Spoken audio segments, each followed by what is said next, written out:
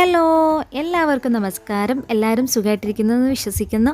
അപ്പോൾ ഞാൻ ഇന്ന് വന്നിട്ടുള്ളത് വളരെ സിമ്പിളായിട്ടും അതുപോലെ തന്നെ നല്ല റിഫ്രഷിംഗ് ആയിട്ടുള്ള ഒരു ലൈമിൻ്റെ റെസിപ്പി ആയിട്ടാണ് കേട്ടോ. അപ്പോൾ ഈ ഒരു റെസിപ്പി നിങ്ങൾക്ക് ഇഷ്ടപ്പെടുവാണെങ്കിൽ ഒന്ന് ലൈക്ക് ചെയ്യുക, ഷെയർ ചെയ്യുക, കമൻറ്റ് ചെയ്യുക.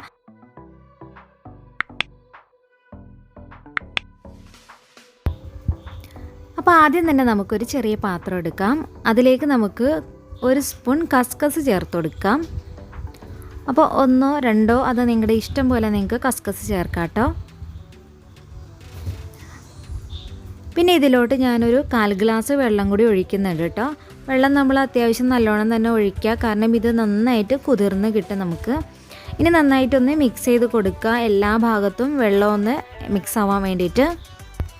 ഇനി ഞാനൊരു മിക്സഡ് ജാർ എടുത്തിട്ടുണ്ട്. അതിലേക്ക് ഞാനൊരു 1.5 ഗ്ലാസ് നന്നായിട്ട് തണുത്ത വെള്ളം എടുത്തിട്ടുണ്ട് കേട്ടോ.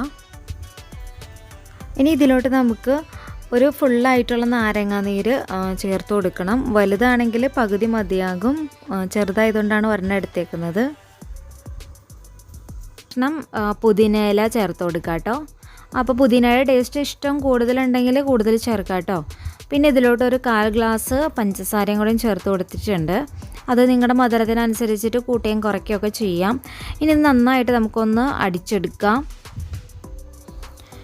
ഇനി ഇത് ഒന്ന് അരിച്ചിട്ട് നമുക്ക് ഒഴിച്ചു കൊടുക്കാം കേട്ടോ. അപ്പോൾ പുതിനയിലേക്ക് മാറാൻ വേണ്ടിയിട്ട് ഞാൻ നന്നായിട്ടൊന്ന് അരിച്ചെടുത്തിട്ടാണ് ഇതിലേക്ക് ഒഴിച്ചു കൊടുത്തേക്കുന്നത്. ഇനി നമുക്ക് ഇതിൻ്റെ മുകളിലായിട്ട് കസ്കസ് ചേർത്ത് കൊടുക്കാം. ഈ കസ്കസ് നല്ല റിഫ്രഷിംഗ് ആയിരിക്കും, നമുക്ക് ശരീരത്തിനൊക്കെ നല്ല തണുപ്പൊക്കെ കിട്ടാനായിട്ട് നല്ല ഗുണമുള്ള സാധനമാണ് കേട്ടോ. അപ്പോൾ ഇങ്ങനെ ഒന്ന് എല്ലാവരും ലൈമ ഒന്ന് ട്രൈ ചെയ്ത് നോക്കുക, എന്നിട്ട് നിങ്ങളുടെ ഫീഡ്ബാക്ക്സ് അറിയിക്കണേ.